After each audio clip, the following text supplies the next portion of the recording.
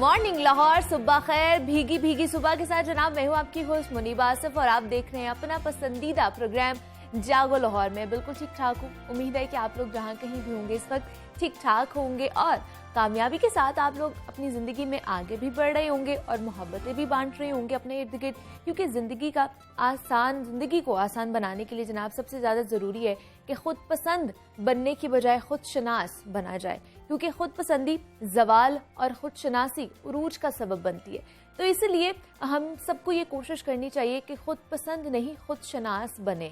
तो इसी खूबसूरत पैगाम के साथ हम आगे भी बढ़ते हैं और कुछ बात कर लेते हैं सेहत और फिटनेस के हवाले से। तो अच्छी सेहत और जिस्मानी तवानाई बरकरार रखने के लिए ना कुदरती ग़िज़ाओं से बेहतर कोई चीज़ नहीं हो सकती, और जिसमें मुख्तलिफ सब्जियां और फल आ जाते हैं और हर मौसम की अपनी सब्जियां और अपने फल होते हैं जिनमें कुछ अफादियत के एतबार से बहुत ही अहमियत भी रखते हैं।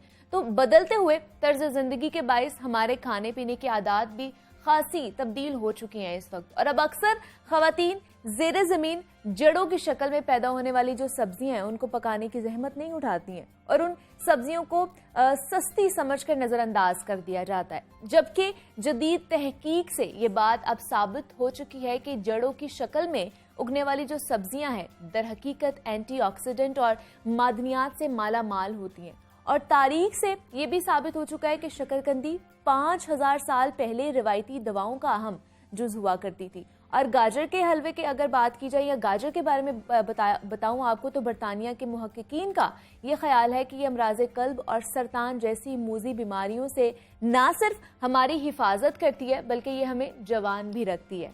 और उसके साथ साथ छल्ली, जिसे हम सट्टा कह रहे हैं आजकल, अफादियत में अपनी सानी नहीं कोई भी चीज़ रखती। और मौसम सरमा में शकरकंदी, आलू, गाजर और छल्ली के इस्तेमाल के क्या क्या फ़वाइद हैं, इस पर आज हम बात करेंगे। हमारे साथ इस वक्त मौजूद हैं अनम मंजूर हैं, क्लिनिकल न्यूट्रिशनिस्ट हैं। अनम, मैं आपको खुश आमदीद कहती हूँ जागो लाहौर में। कैसी हैं आप? मैं बिल्कुल ठीक हूँ, आप कैसी हैं? मैं भी बिल्कुल ठीक ठाक। अनम, शकरकंदी के हवाले से अगर स्टार्ट कर लें, शकरकंदी के जायके तो हम सबको पता है कि किस तरह का जायका होता है। हम आज उसकी अफादियत के बारे में बात करते हैं कि हमें बताइए, सर्दियों में खासतौर पर बहुत ज़्यादा खाई जाती है, तो उसकी अफादियत के बारे में बताइए, उसमें क्या क्या चीज़ें छुपी हुई हैं जो हमारी सेहत के लिए बहुत अच्छी हैं।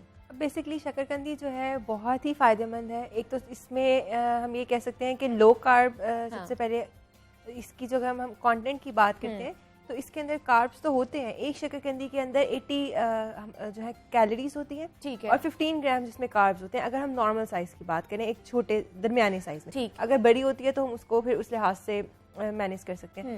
दूसरी बात ये कि इसके अंदर फाइबर बहुत ज़्यादा होता है, ठीक है। फाइबर बहुत अच्छा होने की वजह से वो लोग जो वेट वॉचर्स हैं या जिनको कोई मैदे के अमराज हैं, कोई भी मसला है, कोई गैस का, तेजाबियत का मसला या कॉन्स्टिपेशन जिन लोगों को रहती है, उन लोगों के लिए बहुत अच्छी है, ठीक है। इसके अलावा इसमें एंटीऑक्सीडेंट्स बहुत ज़्यादा हैं, बहुत रिच एंटीऑक्सीडेंट होते हैं इसमें, जिसकी वजह से बेसिकली बीटा कैरोटीन एंटीऑक्सीडेंट्स है जो आपने कहा भी कि सरतान या कैंसर जैसी अमराज के लिए जो है वो बहुत फ़ायदेमंद है, ठीक है। दूसरा ये कि इसमें हम जब भी इसको बात करते हैं तो इसकी जो कैलोरिक वैल्यू है वो बहुत लो है, यानी कि इसमें कार्ब्स जो है ना, कार्ब कंटेंट वो है जो लो ग्लाइसेमिक इंडेक्स का होता है, जो आपको एकदम से ना तो आपकी शुगर को बढ़ाता है और आपको एक्टिव रखता है। यानी कि आपकी एनर्जी लेवल, वो लोग बच्चे या वो लोग जिनकी एनर्जी लेवल बहुत लो हो जाता है ना, तो उनके लिए जो है इंस्टेंट सोर्स ऑफ एनर्जी है शकरकंदी। तो इसके बेशुमार फ़वाइद हैं। विटामिन सी इसके अंदर बहुत अच्छा होता है, विटामिन ए बहुत अच्छा होता है, और तो इसके अलावा इसमें जिंक, मैग्नीशियम बहुत अच्छा है, ठीक है। तो इसके इस्तेमाल के बेशुमार फ़वाइद हैं।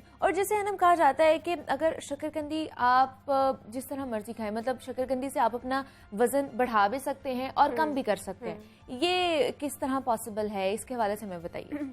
अगर हम लोग इसको स्नैक के टाइम पर यूज़ करते हैं तो उस केस में कि वो लोग जो स्नैकिंग करते हैं, मंचिंग की जिनको बहुत आदत होती है, उस केस में हम इसको हेल्दी स्नैक ऑप्शन में कंसिडर करते हैं, ठीक है। बच्चे हैं उनको दिए जा सकते हैं।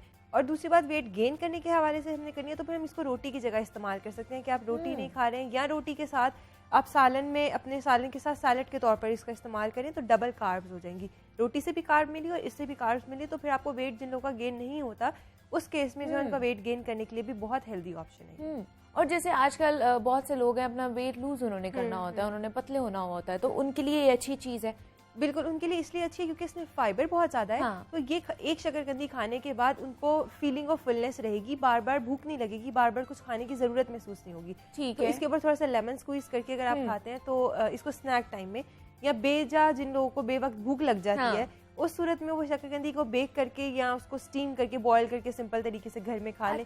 तो उनके लिए स्नैक्स का बहुत हेल्दी ऑप्शन है। लेकिन कितनी इसकी क्वांटिटी कितनी होनी चाहिए? अगर एक दिन में हम लोग खा रहे हैं तो कितनी क्वांटिटी हम लोग ले सकते हैं? तकरीबन 100 ग्राम्स तक हम एक दिन में खा सकते हैं, या अगर नॉर्मल साइज की शकरकंदी है तो एक पूरी खा सकते हैं, अगर बड़ी है तो हम उसको हाफ करके एक टाइम पर खा सकते हैं। और किस फॉर्म में ज्यादा अच्छी है हमारे लिए खाना? बेहतर तो ये कि इसको बॉईल करके या इसको बेक करके जो है सिंपल खा लिया जाए। अच्छा, उसको पीसेस करके लेमन स्क्वीज करके उसको सिंपल खा लिया जाए। अगर हम लोग उसको मैश पोटैटोस की तरह उसको बेक स्टीम तो कर लेते हैं, या उसको बेक तो करने के बाद फिर उसके अंदर मायोनीज डालते हैं और फिर स्पाइसेस डाल के जो उसका एक जैसे आप कह लें कि मैश पोटैटोस बनते हैं, उसी तरह से स्वीट पोटैटो का भी वो मैश सा बनता है। अगर हम उस फॉर्म में खाएंगे तो फिर कैलोरी वैल्यू जो है उसकी इंक्रीज होती जाएगी, तो फिर वो वेट गेन की तरफ लेके जाएगा।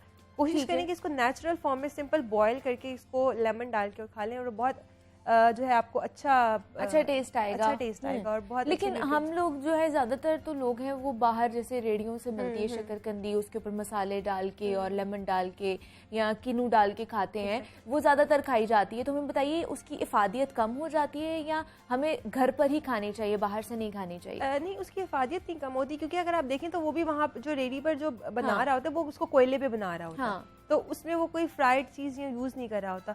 ज्यादा से ज्यादा उसमें लेमन डालता है वो बिल्कुल डाला जा सकता है, या कीनू डाला जा सकता है, या उसमें सिर्फ ये कि आप स्पाइसेस ना डलवाएं। मसाला मिर्च जो ऊपर चाट मसाला वो डालता है। अगर कोई हाइपरटेंसिव पेशेंट है, जिसको कोई ब्लड प्रेशर का मसला है, या कोई और पेशेंट है, कैलोरी को आप देख रहे हैं अपने, तो फिर उसमें वो मसाला कम कर दें। लेकिन क्या शुगर के मरीज खा सकते हैं इसको?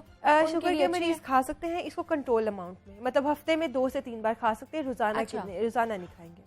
उनके लिए ठीक नहीं है, वो हफ्ते में 2 से 3 दफा खा सकते हैं, ज्यादा रोजाना नहीं खा सकते। और जैसे इसके साथ साथ मैं बात करी थी, हम आजकल छलियों का भी बहुत ज्यादा बहुत आद है, आप कह लें मार्केट में हर जगह हमें सट्टा नजर आ रहा है और खाया भी जा रहा है, हर कोई पसंद करता है। उसके वाले से मैं बताइए वो कितना अफादियत रखता है अपने अंदर? सट्टा अगेन, अगर सट्टे की कॉम्पोजिशन की बात करूँ तो इसके अंदर जो है बीटा कैरोटीन्स, एंटीऑक्सीडेंट है बीटा कैरोटीन्स, बहुत रिच होते हैं। विटामिन ए का बेसिकली प्रिकर्सर है, विटामिन ए बहुत रिच होता है। आंखों के लिए विटामिन ए हमारी बहुत अच्छा है। वो लोग जिनकी आईसाइट वीक होती है उनके लिए बहुत अफादियत का हामिल है, कॉर्न खा सकते हैं वो लोग। और जिन लोगों को स्किन के इश्यूज हैं, जिनकी ड्राई डल स्किन रहती है, विंटर्स में अक्सर हमें देखने को मिलता है, उनके लिए कॉर्न बहुत अच्छा है, उनके लिए सट्टा बहुत अच्छा है। दूसरा, इसके अंदर जो वाटर कंटेंट है वो तकरीबन 70 to 80% वाटर होता है इसके अंदर। हमारी जो डेली रिक्वायरमेंट होती है उसका 70 to 80% जो है ये पूरा कर सकता है। अगर हम एक सट्टा खाते हैं नॉर्मल, एक छोटा साइज का दरमियानी साइज का सट्टा, उसके अंदर अगेन 80 कैलोरीज हैं, क्योंकि ये सारे के सारे कार्ब फैमिली के अंदर आते हैं। तो उसमें 80 कैलोरीज आती हैं, और इसके अंदर जो फाइबर होता है वो ज़्यादा होता है। तकरीबन हमारा अगर एक बंदे को दिन में 30 से 35 ग्राम्स कार्ब्स फाइबर चाहिए, तो इसके अंदर तकरीबन 18 से 22 ग्राम जो है वो कार्ब जो है फाइबर होता है एक कॉर्न में। तो ये बहुत अच्छा है इसके अंदर। इसके अलावा विटामिन सी भी होता है, और इसके अंदर इसके साथ साथ फाइबर है, कार्ब्स है, तो ये बहुत अच्छा ऑप्शन है, बहुत हेल्दी ऑप्शन है। लेकिन फिर खाना किस तरह, मतलब किस फॉर्म में है? कोई भून के भी खाता है, कोई बॉईल करके भी रॉ फॉर्म में भी खाता है, नरम नरम, किस फॉर्म में हमें खानी चाहिए ज्यादा अच्छी है हमारी सेहत के लिए? जैसे वो अगर हम देखते हैं ना रेडी पे हमें वो उसके अंदर कोयले के अंदर गरम वो बना के देते हैं, वो सबसे बेहतर तरीका है। अगर आप इसको उसके अंदर नमक के अंदर भी भून कर देते हैं, उसमें फिर ये कि आप उसको नमक को अच्छी तरह से निकाल दें, क्योंकि इसमें हम अच्छा ऑप्शन तो ले रहे हैं, लेकिन साथ में नमक सोडियम भी उतना ज्यादा बहुत ज्यादा, तो वो फिर आपका ब्लड प्रेशर इंक्रीज करेगा। या अगर जो लोग वेट वॉचर्स हैं, वैसे तो वो ऑप्शन अच्छा चूज करें, लेकिन सोडियम ज्यादा जाने की वजह से वाटर रिटेंशन होगी, तो उनका वेट उसकी सोडियम की वजह से गेन होना शुरू हो जाएगा। तो आप बेहतर तरीका ये कि इसको बॉईल करके, या उसको वो जो कॉर्न उसको में बनता है ना क्या कहते हैं उसको, कोयले में, वो उस तरीके से आप। और जैसे अभी हम रेडी पे बात ही कर रहे हैं कि यहाँ से हमें मिलते हैं, उसमें काले चने भी जो है बहुत ज्यादा खाए जाते हैं मकई के अंदर डलवा के, तो उसके वाले से बताइए उसमें कितना फाइबर होता है, वो हमारी सेहत के लिए कितना? वो उसमें फाइबर बहुत अच्छा होता है। इवन उसके अंदर जो है बी विटामिन बहुत ज्यादा होते हैं। ये शुगर पेशेंट्स के लिए बहुत अच्छे हैं। उन लोगों को शुगर की जो पेशेंट है उनको बार बार भूख लग जाती है, तो उनके लिए उसमें फाइबर इतना ज्यादा होता है, उनको बार बार फिलिंग, उनका स्टमक फिल रहता है। वो एक मुट्ठी अगर अपने खा लेते हैं उस टाइम पर, जब उनको भूख लग रही है तो उनको काफी टाइम तक भूख नहीं लगती है। इसके अंदर काले चनों के अंदर बाकी अगर हम बात करते हैं तो फर्टिलिटी वाइज में बात करूं तो कुछ आपका रिप्रोडक्टिव सिस्टम को बेहतर करने के लिए कुछ जैसे जिंक है या मैग्नीशियम है जो चाहिए होते हैं, वो भी जो है मेल फीमेल्स दोनों में बहुत अच्छे न्यूट्रिएंट्स हैं जो उनकी जो है ना हेल्थ के लिए भी बहुत अच्छे हैं, तो उसका इस्तेमाल भी साथ में किया जा सकता है। और इन दोनों के साथ बहुत से लोग हैं जैसे अनम मूंगफली भी डलवा के खा रहे होते हैं स्नैक के तौर पर, तो क्या हमारा वेट गेन होता है मूंगफली से?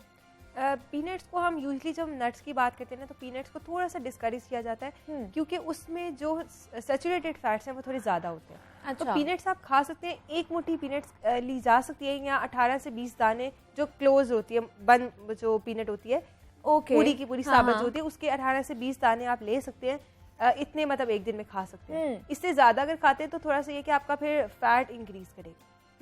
लेकिन जो खुली हुई हम मूंगफली खाते हैं वो नहीं खानी चाहिए। वो आप फिर सिर्फ ये है कि थोड़ी सी मतलब एक मुट्ठी के बराबर, बस ज्यादा नहीं है, वो फिर आपका वेट बढ़ा सकती है, या आप उसको हफ्ते में 2 से 3 दिन खा सकते हैं। ठीक है, डेली ना खाएं आप, डेली ना खाएं, आपके लिए प्रॉब्लम हो सकती है। और जैसे कॉर्न की हम बात कर रहे हैं, बहुत से लोग जो है मकई के जो है रोटी भी खाते हैं, साग का ये चल रहा है, सीजन चल रहा है, तो उसके हवाले से बताइए क्या उसमें भी उतनी अफादियत है, उस तरह खा सकते हैं हम क्या? उसमें अफादियत तो उतनी होगी, अगर हम सादा चपाती बनाकर खाते हैं तो उसकी अफादियत सेम होगी। अगर हम उसको पराठे की तरह बना लेते हैं या उसमें ऑयल वगैरह घी डाल लेते हैं तो फिर उसकी कैलोरिक वैल्यू जो है थोड़ी इंक्रीज बढ़ जाती है। ठीक है, तो उससे फिर जो है वो हमने देखना है कि वो किस तरीके से ऑयल में बना रहे हैं, घी में बना रहे हैं, वनस्पति घी में, मक्खन में बना रहे हैं, तो वो उस लिहाज से फिर उसकी कैलोरिक वैल्यू जो है वो इंक्रीज हो जाएगी। इसके अलावा कॉर्न्स को हम लोग सैलेड के ऊपर डाल के खा सकते हैं, बॉइल्ड कॉर्न्स को सैलेड के ऊपर। आप उसको रोटी की जगह, हम लोग वेट वॉचर्स हैं या अगर कोई वेट रिड्यूस कर रहे हैं या कोई भी नॉर्मल पर्सन, कॉर्न सूप भी तो आजकल पिया जा रहा है ना, सर्दियों की सौगात है। सूप हम लोग थोड़ा सा, इसलिए ये होता है सूप में मसला होता है, कॉर्न मैंने आपको बताया कि स्टार्ची है, कार्ब्स उसमें होते हैं। ठीक है, इसके साथ अगर हम कॉर्नफ्लोर उसमें सूप में ऐड करते हैं तो फिर डबल हो जाता है। तो वो हम सूप को जो है वैसे तो बहुत इंजॉय करते हैं विंटर्स में, लेकिन आप ये भी देखें कि विंटर्स में अक्सर लोग हमें यही शिकायत करते हैं कि हमारा वेट गेन हो गया। क्योंकि हमारे विंटर के जितने भी कोजी फूड है ना, उसके अंदर कार्ब्स या कैलोरी कंटेंट बहुत ज्यादा होता है। तो फिर कॉर्न्स भी और कॉर्नफ्लोर भी जाएगा तो वो डबल कैलोरीज हो जाएंगी। तो कोशिश करें सूप में ना खाएं, सैलेड के ऊपर डाल के खा लें, या वैसे उसको आप इंजॉय करें स्नैक के तौर पे, बहुत मजा आएगा, वो ज्यादा अच्छा है आपके लिए। ठीक है जी, अनम मंजूर न्यूट्रिशनिस्ट हमारे साथ मौजूद थी। अनम, बहुत शुक्रिया आपके वक्त का, आप यहाँ पर आई हैं। और शकरकंदी, कॉर्न और इसके हवाले से हम बात करते कि जनाब आजकल यही खाया जा रहा है, ज़्यादा एज एन स्नैक भी खाया जा रहा है और वैसे भी खाया जा रहा है, तो इसमें इफादियत क्या है हम सबके लिए, हमारी सेहत के लिए कितनी अच्छी चीज़ें हैं, इस पर हमने बात की। इसी नोट पे हम भी एक छोटी सी ब्रेक लेते हैं, आपने कहीं नहीं जाना, मिलते हैं इस ब्रेक के बाद।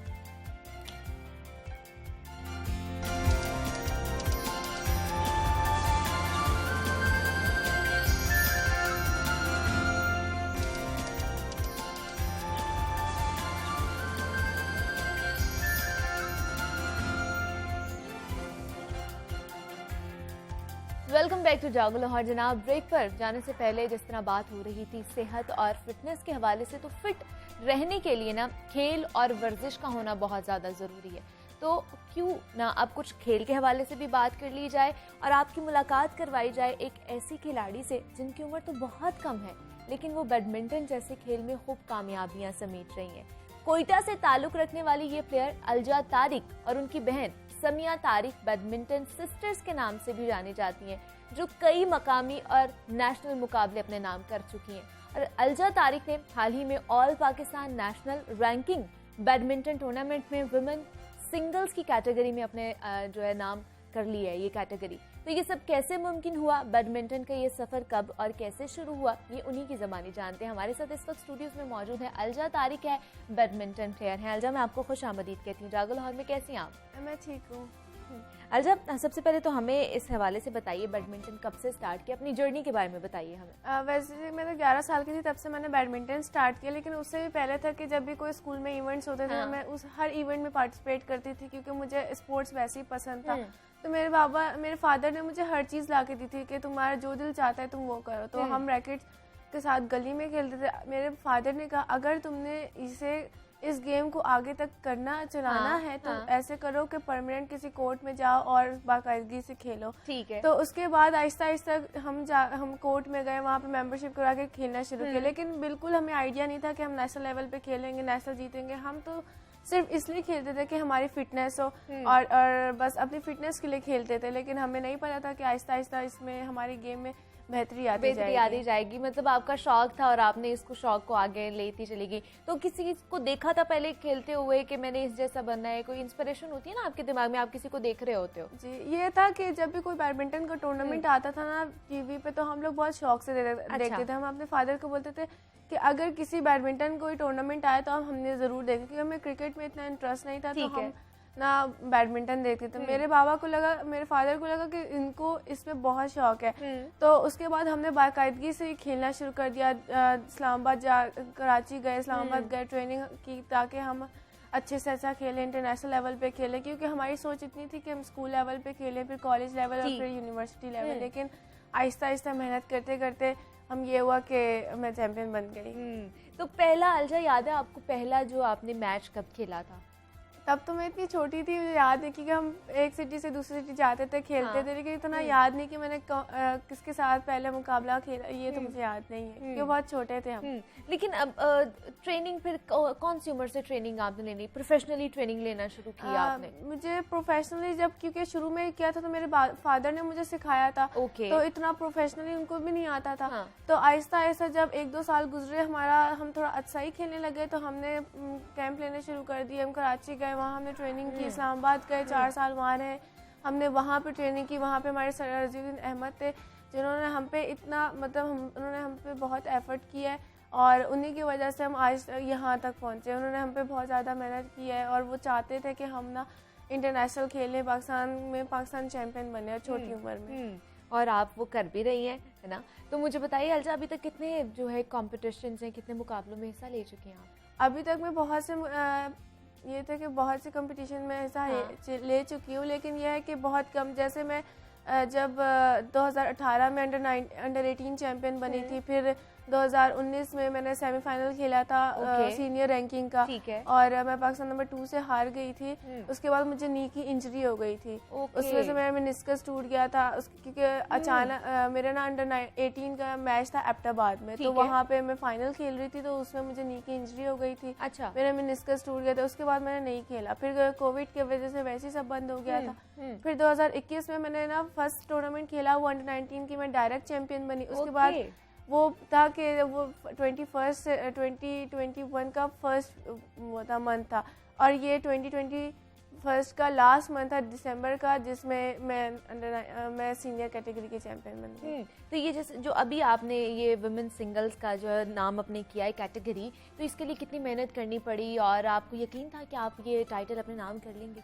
मुझे इसके लिए बहुत ज़्यादा मेहनत करनी पड़ी, क्योंकि कोयटा में इतनी अपॉर्चुनिटीज़ नहीं है। वहाँ पे मैंने वहाँ पे ट्रेनिंग की, लेकिन मैंने सोचा अगर मुझे नेशनल चैंपियन बनना है तो मुझे वहाँ तो ट्रेनिंग नहीं करनी। फिर मैं लाहौर आई, लाहौर में सर उस्मान थे, उन्होंने मुझ पर बहुत सी मुझे ट्रेनिंग करवाई, मेरे साथ मेहनत की, जितनी मेहनत की मैंने उनको सारे बताया कि सर मेरा ये वीक पॉइंट है, मुझे ये दूर करना है, तो उन्होंने मेरे साथ उतनी मेहनत की जितनी वो कर सकते थे। उन्हीं की वजह से फिर मैं आहिस्ता आहिस्ता करके, जब मैंने पाकिस्तान नंबर 2 को सेकंड राउंड में हराया, तो मैंने अल्लाह ताला का शुक्र अदा किया, और मैंने कहा अब मैं फाइनल खेलूंगी, और उसके बाद फाइनल खेल के जीत गई। फाइनल खेल के आप जीत गई, और आपने जो इरादा किया था उसमें आप पूरा हो गई। तो पढ़ाई भी कर रही हैं अलजा आप साथ साथ? मैं अभी फर्स्ट ईयर में हूँ, मैं फर्स्ट ईयर में कैनेट कॉलेज में पढ़ती हूँ, तो मैं इधर लाहौर में मैंने एडमिशन लिया कैनेट कॉलेज में, वहाँ पढ़ती हूँ मैं फर्स्ट ईयर में। पढ़ाई और तो कैसे मैनेज कर लेती हैं? खेल को प्रैक्टिस भी करनी है डेली, और फिर पढ़ाई भी करनी है, कैसे मैनेज होता है? बहुत मुश्किल होता है पढ़ाई को और स्पोर्ट्स को मैनेज करना, क्योंकि पढ़ाई अलग चीज़ है और स्पोर्ट्स अलग चीज़ है, दोनों बहुत टाइम लेती है। तो हम वैसे, मैं और मेरी सिस्टर है कि हम टाइम के बहुत पाबंद है, रात को जल्दी सो जाते ताकि हमारा पूरा दिन ना आराम से हम लोग गुजार सके। जैसे कि हम सुबह उठते हैं 6 बजे, हम ट्रेनिंग करते हैं, फिर कॉलेज जाते, कॉलेज से अगर 3-3:30 बजे तक आ जाते हैं तो फिर ट्रेनिंग कर ली। अगर 4 बज जाते कि लेट हो जाते तो फिर आके थोड़ा बहुत ट्रेनिंग कर ली, फिजिकल कर ली, फिर आके थोड़ा रेस्ट किया, उसके बाद फिर पढ़ लेते, फिर रात को जल्दी सो जाते। इसी तरह हमारी पढ़ाई मैनेज हो रही है। वरना क्योंकि मैं 5 क्लास में थी तब मैंने स्पोर्ट्स शुरू किया था, और मेरी सिस्टर 6 क्लास में थी जब हमने स्टार्ट किया था, और टाइम की पाबंदी की वजह से आज हम अपने पढ़ाई को और अपने स्पोर्ट्स को साथ लेकर चल रहे हैं।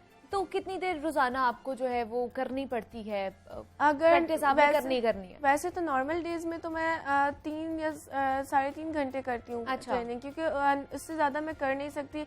कॉलेज होता है, फिर ट्यूशन होते हैं, वहाँ पढ़ना होता है, तो उसकी वजह से मैं वो कर नहीं सकती। लेकिन जब हॉलीडे होता है तो मैं, जब वीकेंड्स होते हैं तो मैं 5 आवर्स आराम से कर लेती हूँ, 5 से, क्योंकि मुझे बैडमिंटन का खुद ही इतना ज़्यादा शौक है। मैं बोलती हूँ मैं एक्स्ट्रा करूँ, क्योंकि जितनी भी ट्रेनिंग कर लूँ मैं मुतमईन नहीं होती कि मैंने कर ली है। मैं क्यों, फिर मैं बोलती हूँ नहीं मैंने और करनी है, मैंने और करनी है। अच्छा, तो वो तो इसके लिए कोई डाइट का भी आप लोगों को ख्याल रखना पड़ता है? किस तरह की डाइट लेनी पड़ती है फिर आपको? इसलिए हमें डाइट इस तरह की लेनी पड़ती। वैसे तो अभी मैं हॉस्टल में रह रही थी, लेकिन अभी मेरी मम्मा आई हैं तो वो सारा डाइट का ख्याल रखती हैं। टाइम से फ्रूट्स, टाइम से खाना, टाइम से ड्राई फ्रूट्स, सब कुछ वो हमें प्रोवाइड करती रहती है। तो बहन के साथ भी आप दोनों सिस्टर्स, बैडमिंटन सिस्टर्स कहलाती हैं आप दोनों, तो कितना सपोर्ट किया एक दूसरे को? किसने ज़्यादा सपोर्ट किया? लड़ाइयाँ भी होती होंगी?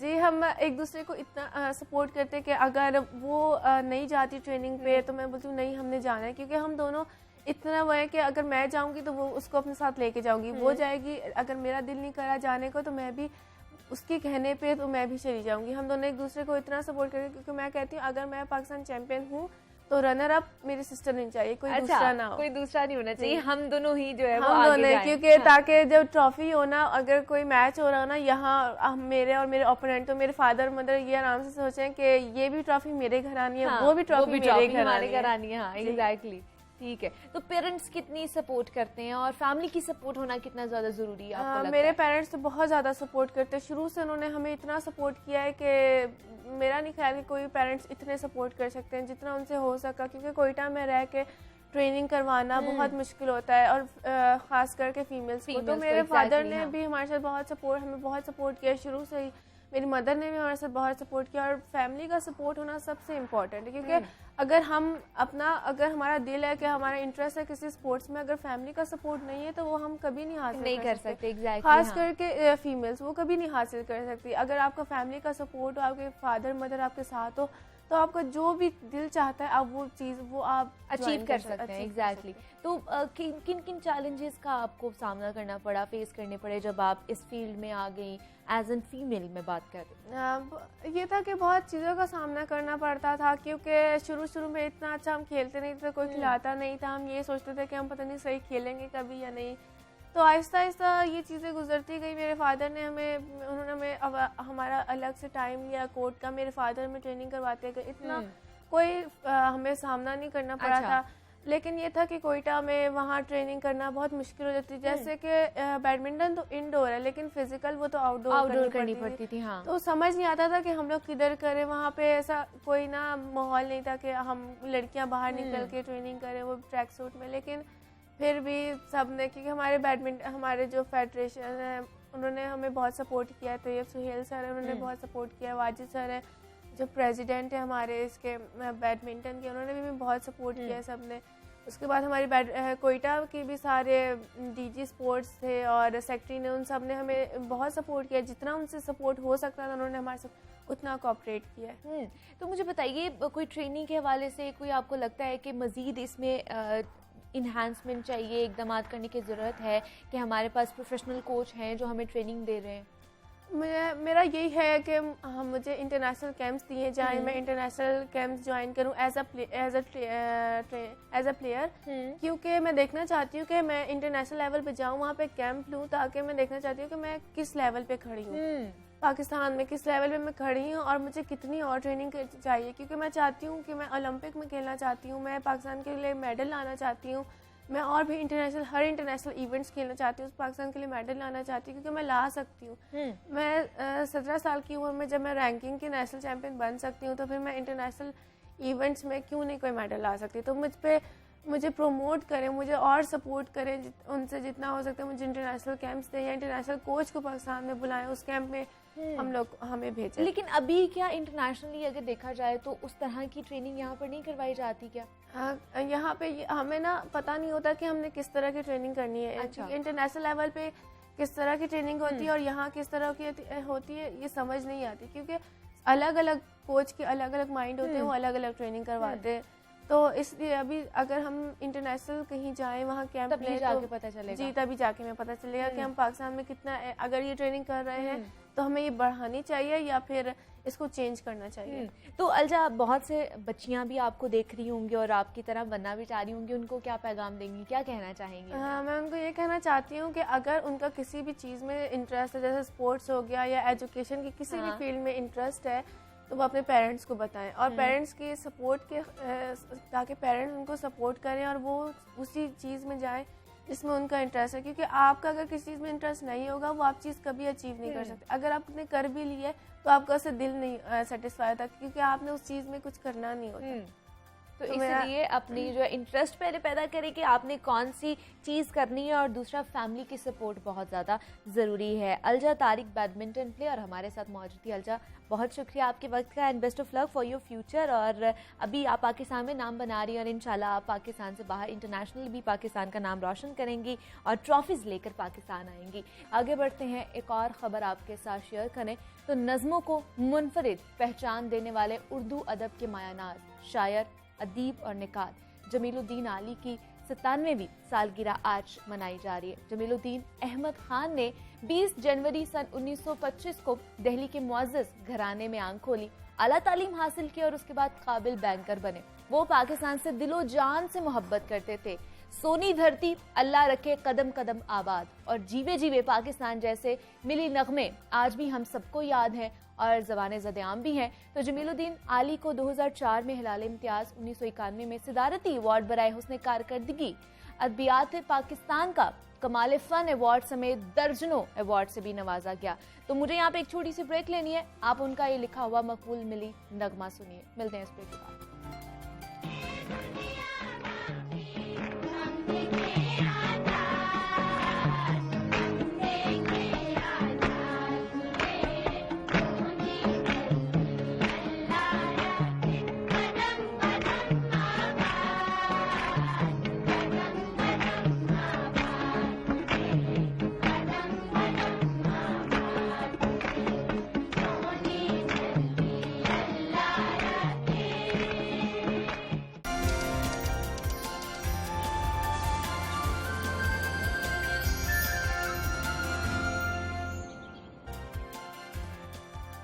वेलकम बैक टू जागो लाहौर। जनाब, अब कुछ बात हो जाए तालीमी मैदान के हवाले से, तो जो एक मरतबा फिर कोरोना वायरस से मुतासर होता हुआ दिखाई दे रहा है।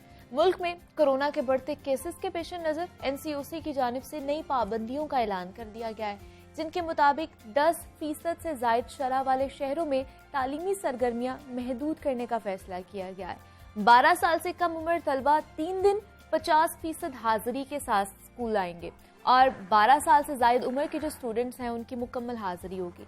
लेकिन 12 साल के जायद उम्र की तलबा के लिए वैक्सीनेशन भी लाजमी करार दे दी गई है। और कोरोना वबा के दौरान सबसे ज़्यादा असरात महकमा एजुकेशन पर ही पड़े हैं।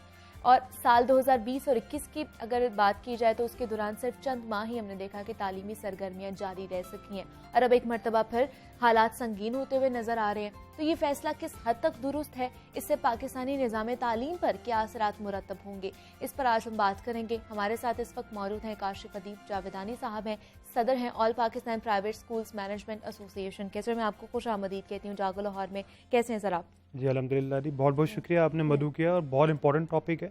बिल्कुल ऐसे ही है। आपने एक्सप्लेन तो कर दिया हुआ है कि क्या सिलसिला है, लेकिन इसकी डेप्थ में जाना ज़रूरी है कि हो क्या रहा है हमारे साथ एजुकेशन के साथ और ख़ासकर प्राइवेट स्कूल्स के साथ। तो ये जो आया है फैसला NCOC का कि 12 साल से जो जायद उम्र के बच्चे हैं उनके लिए तो स्कूल खुला है लेकिन वैक्सीनेशन लाजमी करार दे दी गई है। दूसरे बच्चे 3 दिन जाएंगे वही 50% हाजिरी के साथ। तो आप लोग इस फैसले से मुतमईन हैं? देखिए, वही आपको मैंने बात की कि अगर हम बैकग्राउंड में जाएं तो 2020 और 2021 को 2 साल मिला के हमारी जो स्टडी हुई है वो सिर्फ 120 दिन हुई है। ओके। 2020 में हमने तकरीबन 37 दिन पढ़ा है, एकेडमिक ईयर रहा है। ठीक है। और 2021 जो अभी ये गुजरा है जी जी, इसमें तकरीबन हमने 70 से 80 दिन सिर्फ पढ़ा है। तो तकरीबन 120 दिन जो इंटरनेशनल जो स्टैंडर्ड है एकेडमिक सेशन का वो कहता है कि 245 डेज आपको एक साल में पढ़ाना चाहिए। ओके। और हमने 2 सालों में सिर्फ 120 दिन पढ़ाया हुआ। अब बच्चों का सिलसिला ये है कि लर्निंग लॉसेस तो बेइंतहा हो चुके हुए हैं। सेशन जो है गवर्नमेंट ने अभी कल ही एक नोटिफिकेशन किया कि उन्होंने इस सेशन का कहा जी हम अगस्त में शुरू करेंगे जी, और उसमें हमें उन्होंने कहा कि आपने मई तक आपने अपने सेशन को क्लोज करना है, मार्च से, और हमारे पास 3 मंथ्स हैं। हाँ, अब वो इसलिए सेशन को बुक कर रहे हैं, उनको भी पता है कोरोना की वजह से बच्चों को लॉसेज हुए और बहुत ज़्यादा है, उन्होंने अपना सेशन आगे कर लिया हुआ है, क्योंकि गवर्नमेंट के जो स्कूल्स का बहुत ज़्यादा मसला वगैरह होता था कि स्टडीज़ के टाइम में, लेकिन हमारे प्राइवेट स्कूल के मसले मसाइल और हैं। अच्छा। इनसे, और हमारे लॉसेज इनसे ज़्यादा हो चुके हुए हैं, और हमने तो अपना सेशन अर्ली शुरू कर भी लिया और करेंगे भी। ठीक है। हम गवर्नमेंट के ऊपर तो है, वो कह तो रहे हैं, लेकिन हमारे लॉसेज ज़्यादा है, हमारा नुकसान ज़्यादा है, और हमें जो रिटर्न जो आ रहा है एक तो टीचर्स की तरफ से, टीचर्स के जो मसले मसाइल हो रहे हैं सैलरीज के हवाले से, हाँ। बच्चे आ नहीं रहे, सैलरीज मिल रही नहीं, वो भी एक बड़ा प्रॉब्लम है। किरायों की बिल्डिंग का मसला हो रहा है, तो लर्निंग लॉसेस के साथ साथ प्राइवेट स्कूल भी बहुत ज़्यादा लॉस कर रहे हैं, और तकरीबन हमने 20,000 स्कूल जो है ये 2 सालों में प्राइवेट स्कूल बंद हो चुका है, जिसमें आउट ऑफ स्कूल चिल्ड्रन और बढ़ चुके हुए हैं, जो ये गवर्नमेंट ये क्लेम करती है पीटीआई के 2.5 करोड़ हैं।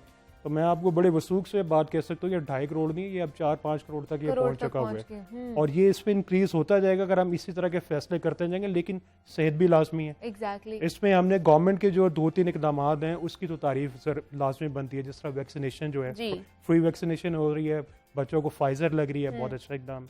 हेल्थ डिपार्टमेंट अच्छा काम कर रहा है। इसमें कल ही सीएम हाउस में हम मौजूद थे, हमारे कमिश्नर जो लाहौर के हैं कैप्टन उस्मान साहब, उन्होंने एक इनिशिएटिव लिया है कि वो फ्री मास्क जो हैं पूरे लाहौर में वो डिस्ट्रीब्यूट करेंगे। तो प्राइवेट सेक्टर को मैं वहाँ पे लीड कर रहा हूँ, तो हमें उन्होंने 2 लाख मास्क वो दे रहे हैं, ठीक है, जो हम पूरे लाहौर में अपने प्राइवेट स्कूलों में डिस्ट्रीब्यूट करेंगे। अच्छी चीजें जी। लेकिन इसके साथ साथ हमने रियलिटी को भी देखना कि हो क्या रहा है यहाँ, बैकग्राउंड क्या चल रही है और मसले मसाइल क्या हैं। वैक्सीनेशन लगी है, तकरीबन उन्होंने कहा है कि 85% को जो स्टूडेंट्स हैं प्राइवेट सेक्टर को वैक्सीन लग चुकी है। ठीक है। अच्छा, मैं अब आपको एक इंटरेस्टिंग बात बताऊं, जो गवर्नमेंट का एजुकेशन डिपार्टमेंट का जो डाटा है स्कूल्स के हवाले से, जो उनकी ऑफिशियल वेबसाइट पे है, वो ये कह रहे हैं तकरीबन अभी करंटली 77,000 स्कूल है, जिसमें 1,70,00,000 स्टूडेंट पढ़ते हैं और 6 लाख टीचर्स हैं। ठीक है। ये गवर्नमेंट का डाटा जो है वो बता रहा है।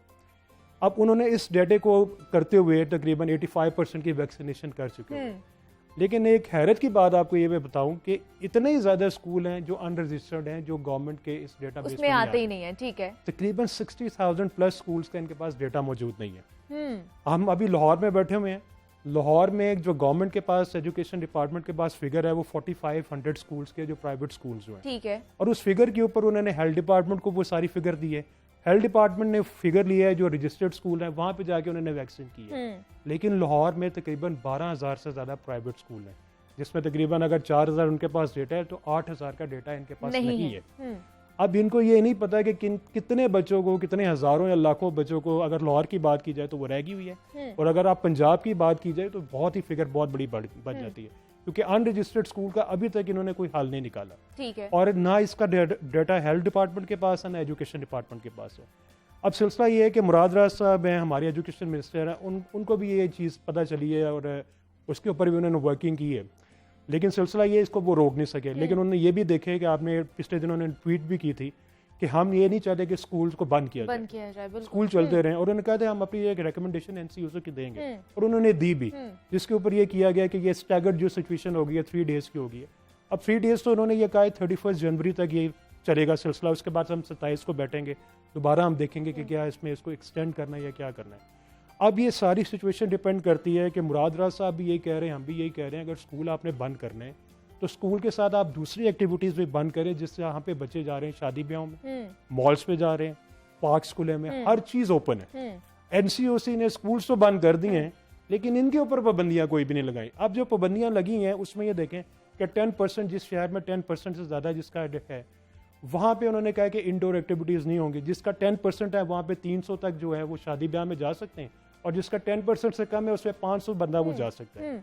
अब ये अलाउ किया हुआ है। 70% उन्होंने कहा हुआ है कि आप व्हीकल्स में और ये ट्रैवलिंग कर सकते हैं जाके, और ये इंटरसिटी जो ट्रैवलिंग है ये भी अलाउ है। बिल्कुल अच्छा, ये भी अलाउ कर दिया हुआ है। मॉल्स और शॉपिंग का, मॉल्स का उन्होंने टाइम कोई डिसाइड नहीं किया कि बंद करेंगे, जो रेगुलर चल रहा है वो उसी तरह चलेगा। ठीक है। अगर किसी ने रात को 12 या 1 बजे भी बंद करना है वो उसी टाइम बंद करेगा।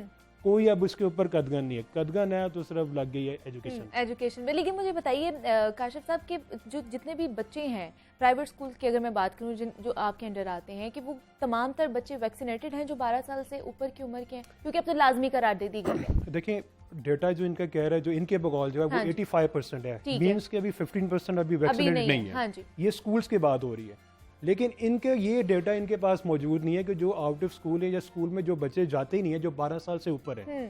यहाँ पे अगर आप लाहौर का मैं आपको लिटरेसी रेट बताऊं तो तकरीबन 55 से 60% है यहाँ का लाहौर का लिटरेसी रेट। इसका मतलब ये है कि इतने बच्चे पढ़ते हैं स्टूडेंट्स हैं, 45% बच्चे जो हैं वो लाहौर में स्कूलों में नहीं जाते। सिर्फ लाहौर की मैं बात कर, इन 45% जो स्कूल में नहीं जाते इनका डेटा भी गवर्नमेंट के पास नहीं कि कितनों को लग चुकी है क्या हुआ।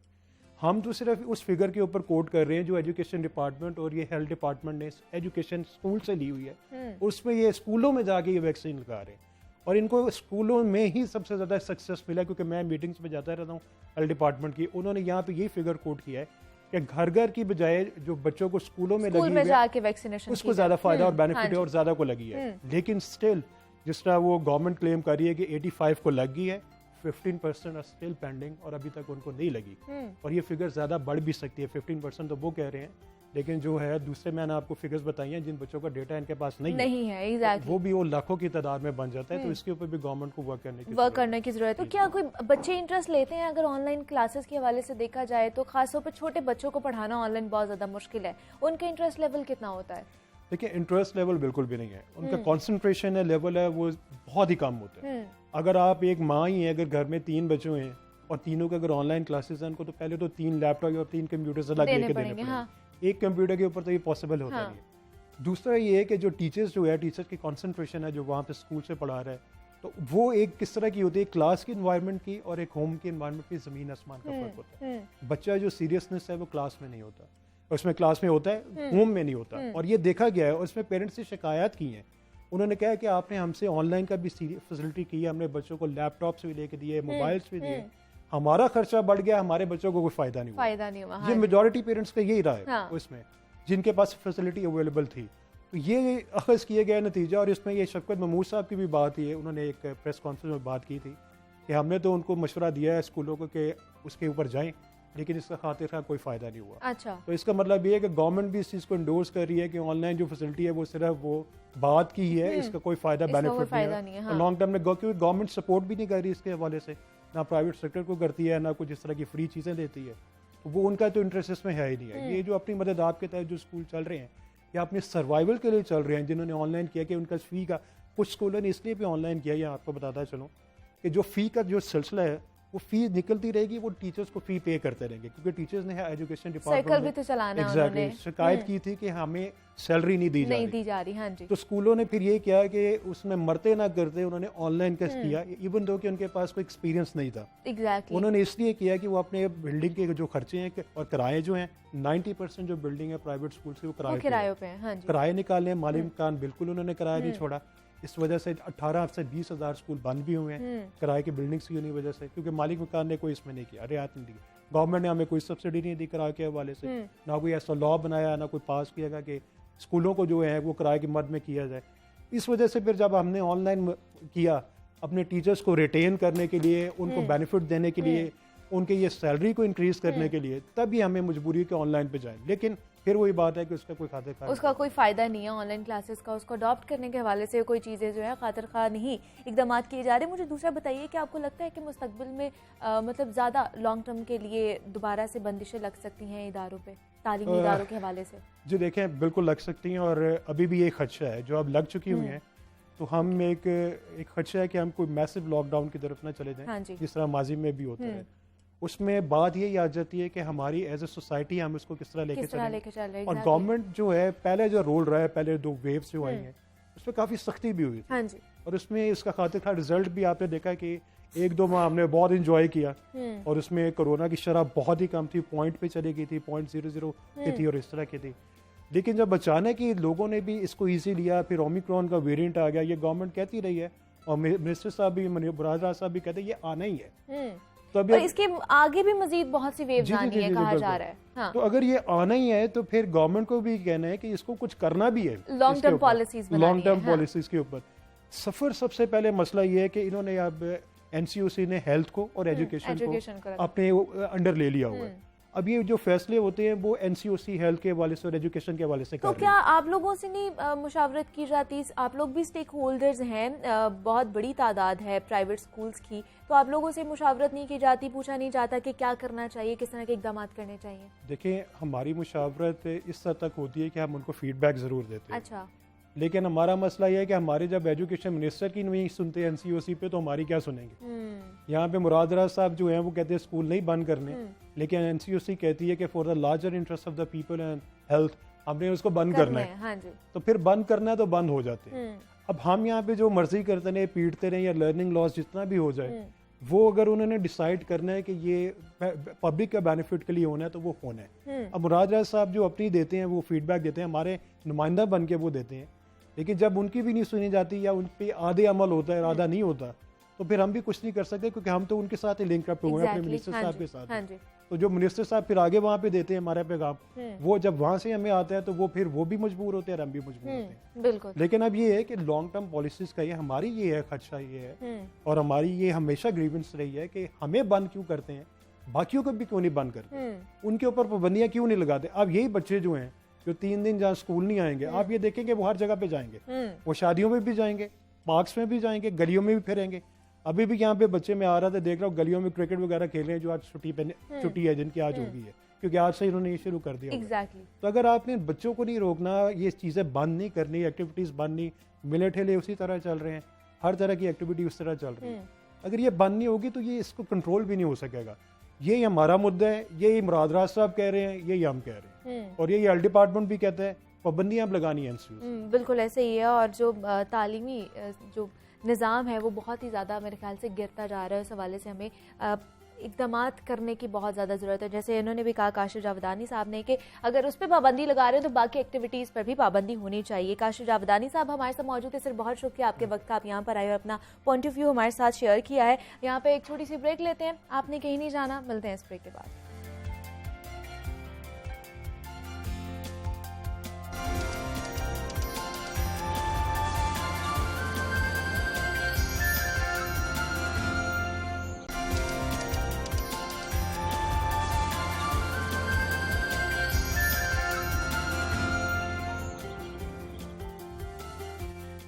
वेलकम बैक टू जागो लाहौर। जनाब, अब कुछ बात हो जाए फैशन की दुनिया की, तो जब भी मौसम चेंज होता है तो हमारा लाइफस्टाइल भी चेंज होना शुरू हो जाता है। हमारे पहनावे, हमारे जूते, हमारा मेकअप, यहाँ तक कि ज्वेलरी तक के अंदाज जो है ना वो बदल जाते हैं। और मौसम में सरमा इस लिहाज से बहुत वैरायटी लेकर आता है हमारे लिए। वैसे भी हमारे यहाँ ये जब मौसम शुरू होता है ना, मौसम में सरमा, तो इसको शादियों का सीज़न भी कहा जाता है। तो हर किसी की कोशिश होती है कि इवेंट्स के लिहाज से ना ऐसा ड्रेस मिल जाए जो लेटेस्ट ट्रेंड्स को भी फॉलो करता हो और कीमत में भी कम हो, मतलब हमारी पॉकेट पे भारी ना पड़े, क्योंकि फैशन ट्रेंड्स इतनी तेज़ी के साथ चेंज हो रहे हैं जनाब। और लोगों की ख़ास तौर पर ख़वातीन के हवाले से बताऊं तो उनकी यही कोशिश होती है कि जो ड्रेस एक इवेंट पर हम लोगों ने पहन लिया है उसे हमने दूसरे इवेंट पर नहीं पहनना। तो आजकल कौन कौन से फैशन ट्रेंड्स जो हैं वो ज़्यादा इन हैं मार्केट में, कौन कौन से आउट हो चुके हैं, कम कीमत में न्यू ट्रेंड्स को हम कैसे फॉलो कर सकते हैं, इस हवाले से हम आज कुछ टिप्स लेंगे अपनी मेहमान से, जो एक शानदार फैशन डिज़ाइनर है और डिज़ाइनिंग के हवाले से जनाब कमाल महारत भी रखती हैं। तो हमारे साथ इस वक्त मौजूद हैं दानिया उमैर है, जो फैशन डिज़ाइनर है। दानिया, मैं आपको खुश आमदीद कहती हूँ जागो लाहौर में। कैसी हैं आप? वालेकुम अस्सलाम, मैं ठीक ठाक हूँ। दानिया, सबसे पहले तो हमें अपने ब्रांड के हवाले से बताइएगा कि इसमें क्या स्पेशलिटी है जो बाकियों से आपको डिफरेंशिएट करती है? देखिए जी, मेरा ब्रांड बेसिकली मैंने तो यही सोच के क्रिएट किया है कि एक एक्सेसिबल हो सबके लिए। ठीक है। एक्सेसिबल मींस के और भी बहुत से ब्रांड्स होते हैं जो कि बहुत हाईली चार्ज करते हैं और मतलब आपको प्योर फैब्रिक्स के लिए। तो मेरी ये कोशिश है कि चीज़ आपको प्योर ही मिले, लेकिन ऐसा हो कि आपके पॉकेट पे भारी ना हो। हाँ। तो आप उसी प्योर फैब्रिक्स को एंजॉय कर सकें अच्छी प्राइस पे। और लेटेस्ट ट्रेंड्स तो आपको पता है ही। एग्जैक्टली, हाँ। और क्रिएटिविटी भी अपनी जगह है साथ साथ। तो बाकी कुछ मॉडर्न ट्रेंड्स को कुछ ओल्ड स्कूल ट्रेंड्स के साथ मिक्स करके तो फिर मैं डिज़ाइनिंग करती हूँ। अच्छा। तो और डेली कुछ ना कुछ दिमाग में पॉप इन होता है कि कुछ यूँ कर लिया जाए, कुछ इस तरह कर लिया जाए। तो कलर्स का इसमें बहुत रोल प्ले होता है। अभी आजकल जैसे ट्रेंडिंग कलर है, एक पेंटोन है, पेरीविंकल है, तो वो इस मौसम में बड़ा खूबसूरत लगता है। तो जो लोग और जैसे मैं देखेंगे- अभी दानी कह भी रही थी कि शादी सीजन भी है, जी, शादियों जी। वाला दिन भी चल रहे हैं, तो उस जी। हवाले से हमें बताइए कौन कौन से जो ट्रेंड्स हैं और कौन कौन से कलर्स खास तौर पे वो इन हो चुके हैं। देखिए विंटर में तो आपको पता है कि velvet it's an all time Favorite होता है, बहुत हाँ। रॉयल लगता है और बहुत प्यारा लगता है। उस पे आप अच्छी सी कोई एम्ब्रॉयडरीज हो, कोई अड्डा वर्क हो, और लॉन्ग शर्ट्स बहुत आजकल इन है, जी। और शॉर्ट शर्ट्स भी चल रही हैं, लेकिन लॉन्ग शर्ट्स आजकल बहुत प्यारी लग रही हैं। और crop जैसे कि pants के मैं साथ। जनाब आप लोगों को भी बताती चलूं, जैसे दानिया ने बात की है कि वेलवेट का बहुत ज़्यादा ट्रेंड चल रहा है, और जो मैंने भी आज जो वेलवेट का जोड़ा पहना है वो मैंने दानिया उमैर का ही पहना है। बहुत ही खूबसूरत है, कलर भी बहुत खूबसूरत है, ऊपर जो एम्ब्रॉयडरी हुई हुई है वो भी बहुत ही अच्छी और नफीस हुई हुई है। तो ये आजकल के ट्रेंड के हिसाब से बहुत अच्छा है। जी। तो इसको मतलब ट्रेंड के साथ लेकर चलना कितना ज़्यादा ज़रूरी होता है? आई थिंक बहुत ज़्यादा, क्योंकि देखिए कपड़े, आपका लिबास ऐसी चीज़ है जो आपकी पूरी पर्सनैलिटी डिफाइन करता है। Exactly. मतलब आपके बगैर कहे आप खुद फैशन को डिस्क्राइब कर रहे होते हैं कि हाउ स्टाइलिश यू आर। हाँ। तो आई थिंक बहुत इम्पोर्टेंट रोल है इसका। और भी बहुत सारी चीज़ें होती हैं जो कि जब आप अपने आप को कैरी करते हैं तो आप देखते हैं उसके साथ की ज्वेलरी भी बड़ा इम्पोर्टेंट रोल रखती है। साथ में आपका जो क्लचेज हैं और आपकी बाकी शूज जो हैं, accessories छोटी-छोटी आ जाती हैं, वो भी बहुत पूरा matter एक करती हैं। कंप्लीट जब चीज़ साथ होती है तो आपका एक लुक ही और निकलता है। एग्जैक्टली। तो फैब्रिक कौन कौन से चल रहे हैं आज? वेलवेट की तो बात होगी, इसके अलावा कौन कौन से फैब्रिक तो आजकल एक ऑर्गेन्जा बहुत इन है, बहुत ज्यादा इन है। हाँ। फिर टिश्यू भी बहुत इन है, लेकिन वेलवेट पे जोर कुछ ज्यादा ही है। तो काम किस तरह का हो रहा है? अगर वेलवेट पे बात करें तो जैसे अभी इस पे छोटा छोटा एम्ब्रॉयडरी हुई है, और किस तरह का काम हो रहा है? देखिए काम, अगर मैं अपनी बात करूँ ना, क्योंकि हर डिजाइनर का अपना टेस्ट अपना एक होता है। हाँ। तो मैं कहती हूँ less is more these days. तो जितना प्यारा, नफीस और डिफरेंट काम होगा ना, उतना ज़्यादा अच्छा लगेगा। कुछ कलर्स ऐसे होते हैं जिसपे डिफरेंट कलर्स के साथ कलर प्ले अच्छा हो जाता है, लेकिन कुछ फैब्रिक्स ऐसे होते हैं जैसे कि आप जो पहनी हुई है इसके ऊपर एक कलर ही ज़्यादा अच्छा लगेगा। बिल्कुल। तो I think it all depends कि फैब्रिक कैसा है और उसके ऊपर किस तरह का काम करना चाहिए। तो वो जब आप देखते हैं तो आपके मतलब एक पिक्चर आ जाती है कि इस पे ये काम होना चाहिए। काम होना चाहिए। एग्जैक्टली। हाँ। तो कट्स किस तरह के आजकल दानियाँ चल रहे हैं? कट्स तो आजकल लॉन्ग कट्स ही, लॉन्ग और ज़्यादा प्रेफर किए हाँ जा रहे वही हैं। प्रेफर किए जाते हैं।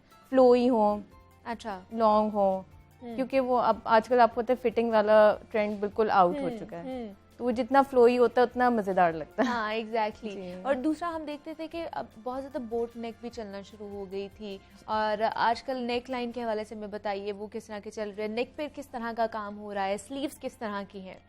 स्लीव्स तो देखें नॉर्मल कट के साथ ही चल रही अच्छा, हैं, मतलब वो ठीक है। बेल स्लीव्स तो आउट हो चुकी हैं, और नेक लाइंस वही जितनी सिंपल हो उतनी अच्छी हैं। हाई नेक और वीज और बोट नेक्स भी चल रहे हैं, तो जितने सिंप्लिसिटी हो वो ज़्यादा अच्छी है। और ऑर्गेन्जा के तो स्लीव्स भी तो चल रहे हैं। ऑर्गेन्जा के एक्चुअली मैं ज़्यादा प्रेफर नहीं करती, क्योंकि आजकल वेदर ऐसा है ना, तो वो, और आपको पता है लाहौर का वेदर कितना कोल्ड होता है, तो वो आई थिंक वो ठंड का एक बड़ा फैक्टर होता है उसमें। एग्जैक्टली। उसको भी हम लोगों ने मद्देनजर रखना होता है, कोई भी चीज़ कर रहे होते हैं। तो दानिया, आपकी टारगेटेड ऑडियंस क्या है? किस चीज़ को आप अपने जहन में रखती हैं और उस हिसाब से अपना पूरा प्लान आउट करती हैं, अगर आपने कोई अपनी लाइन निकालनी है तो? मेरी ऑडियंस तो देखें ऐसी है कि मतलब जो इजीली मेरा प्रोडक्ट बाय कर सकें। ठीक है ना, विदाउट एनी हैसल, और जिसमें उनको एक कंप्लीट पैकेज मिले, जो कि उनके लिए अफोर्डेबिलिटी भी हो, उनको स्टाइल भी मिले, उनको ट्रेंडी लुक भी मिले, और वो आजकल के लुक्स के हिसाब से वो इन रहे हैं फैशन में। बिल्कुल एग्जैक्टली। और दूसरा मुझे बताइए दानिया, कि जैसे शादियों का सीज़न भी चल रहा है, तो इसमें हमने देखा लास्ट ईयर के बहुत ज़्यादा नक्शी का काम था, दबके का काम था, गोटा आजकल बहुत ज़्यादा चल रहा है, उस हवाले से हमें अपडेट करें। हाँ, आजकल गोटा वर्क आई थिंक वो तो हमेशा से ही इन रहा है, लेकिन थोड़े से कलर्स इन एंड आउट होते रहते हैं। जैसे आजकल एंटीक बहुत चल रहा है जी, तो और ये चीज़ें ना कभी पुरानी नहीं होती, ये आई थिंक ये मुड़ मुड़ के दोबारा आती रहती हैं। हाँ। लेकिन एक कोई पैटर्न्स डिफरेंट हो जाते हैं, कभी कोई एक मोटे काम में बन जाता है, कभी कोई बारीक काम में बन जाता है। सो इट ऑल डिपेंड्स कि फैब्रिक किस तरह का है, लाइक आई सेड बिफोर, तो उसके ऊपर क्या काम करना चाहिए। तो सारे काम ही इन है। सारे काम ही हाँ, हैं। सारे और काम। बहुत से लोग हैं जो अपने पुराने कपड़ों को निकाल के जी। भी रीन्यू करवा रहे हैं, ऐसी- न्यू ट्रेंडी बना रहे हैं हाँ, उसको। तो देखिए ना, काम कभी पुराना नहीं होता। हाँ। तो वो बस उसको एक न्यू लुक दे दें, उसको थोड़ा सा कोई कलर्स के साथ उसको मर्जन कर दें, तो वो सब नया ही लगता है। तो आपको कैसे ये फैशन डिजाइनर बनने का शौक कैसे हुआ? कब से इस चीज को आप लेकर चल रही हैं? एक्चुअली मुझे ना चाइल्डहुड से ही बहुत शौक था। मेरे पास बारबीज होती थी, मैं उनको फुल स्टाइलिंग वगैरह करती थी। फिर बस वो एक होता है ना कि आपके अंदर वो शौक एक बस जाता है, इनबिल्ट होता है। हाँ। तो वो बस किसी ने कपड़े करने तो वो जी अच्छा तुम डिज़ाइन कर दो, तुम बना दो, तो वो फिर मैंने कर देने। तो उसी तरह वो चीज़ अंदर बिल्ट इन होती चली गई। फिर वो आइडियाज़ भी फिर पॉप इन होते जाते हैं दिमाग में कि अच्छा इसको यूँ कर लेते हैं, और लोगों को अच्छे भी लगते थे। तो फिर मैंने सोचा कि अब इसको वाकई इसको करियर ये परस्यू कर लेना चाहिए। हाँ, ठीक है। तो आपके लिए अगर मैं पूछूं दानिया, तो आपके लिए फैशन क्या है? क्या डेफिनेशन है उसकी फैशन? आई थिंक फैशन एक ऐसी चीज़ है कि आपकी पर्सनैलिटी को एक्सप्रेस करता है, ठीक, जिसमें आप कुछ कहे बगैर आपके कपड़े आपके बारे में बहुत कुछ बता देते हैं। मेरे लिए तो यही फैशन है कि आप अपने आप को किस तरह एक्सप्रेस करते हैं। एग्जैक्टली, बिल्कुल। किस तरह का आपका अटायर है, आप कोई भी आप चीज़ पहने तो वो आपके लिए फैशन है, जिसको आप लगे कि आप उससे अच्छे लग रहे हैं, आप किसी को शो कर रहे हैं, आप किसी के सामने आ रहे हैं वो पहन के। ठीक है। तो That is दूसरा fashion. दानिया, कंपटीशन बहुत ज़्यादा है इस फील्ड में, फैशन के हवाले से अगर बात की जाए तो मुझे बताइए कितना मुश्किल होता है अपनी जगह बनाना, नई नई चीज़ें लेकर आना, लेटेस्ट फैशन ट्रेंड्स के साथ चलना? It's a very difficult task, लेकिन ये कि हिम्मत नहीं हारनी चाहिए। अगर आपका जो शौक़ है, जो मेरा शौक़ है, तो उसको बिल्कुल परस्यू करना चाहिए। देखिए, हर एक के आइडियाज़ डिफरेंट होते हैं, कहीं ना कहीं अलग हो जाते हैं, तो अपने आइडियाज़ पोर्ट्रे करने चाहिए, डरना नहीं चाहिए। तो दूसरा, अपनी टीम के साथ मतलब किस तरह कोऑर्डिनेट करना चाहिए? क्योंकि अब जो आपके दिमाग में जो चीज़ है वो उसको किस तरह वो पैटर्न पे लेकर आएंगे, उसको किस तरह स्केचिंग करेंगे, जो आपके दिमाग में चीज़ है उसी तरह का बनाना है, वो कितना चैलेंजिंग होता है? वो काफ़ी चैलेंजिंग होता है। कभी वो चीज़ नहीं भी बनती जो आपने सोची होती है, क्योंकि अक्सर मैं अपनी स्केचिंग खुद ही करती हूँ, लेकिन एक स्केचिंग अलग होती है, जब एक आउटकम बन के आता है तो वो अलग होता है। बहुत दफ़ा ऐसा हुआ है कि चीज़ें ख़राब भी हुई हैं, लेकिन आप अपनी मिस्टेक से ही लर्न करते हैं। एग्जैक्टली, हाँ। तो आपसे अगर किसी ने ऑर्डर करना हो या आपसे रब्ता करना हो तो वो किस तरीके से कर सकते हैं? मेरे जी 2 हैंडल्स हैं। एक फेसबुक पर है दानिया उमैर के नाम से, और इंस्टाग्राम पे दानिया उमैर ऑफिशियल है, और मेरा व्हाट्सएप नंबर है, वो स्क्रीन पे आपको शो हो रहा होगा। तो आप उस पर इजीली मुझे ऑर्डर दे सकते हैं, और कस्टमाइज्ड भी बना सकते हैं। बिल्कुल कस्टमाइज साइजेस भी हैं, मेड टू ऑर्डर भी है, anything you like, anything you want. तो डिज़ाइंस आप देख सकते हैं, कुछ आप अपनी मर्जी से भी कुछ ऐड ऑन कराना चाहें, मोस्ट वेलकम। वो करवा सकते हैं, जिस तरह का भी आपको न्यू ट्रेंड चाहिए, न्यू ड्रेस चाहिए, जिस तरह का भी चाहिए जो आपके दिमाग में चल रहा है, वो दानिया आपको बना के दे सकती है। दानिया उमैर हमारे साथ मौजूद थी, फैशन डिजाइनर है। दानिया, बहुत शुक्रिया आपके वक्त का, थैंक यू सो मच। आप यहाँ पर आई हैं और न्यू फैशन ट्रेंड्स के हवाले से जनाब हमने बात की है कि आजकल क्या चल रहे हैं, क्या आउट हो चुका है, उस हवाले से हमने बात की है। आपने मुझे इजाज़त देनी है। अपना बहुत सारा ख्याल रखिए।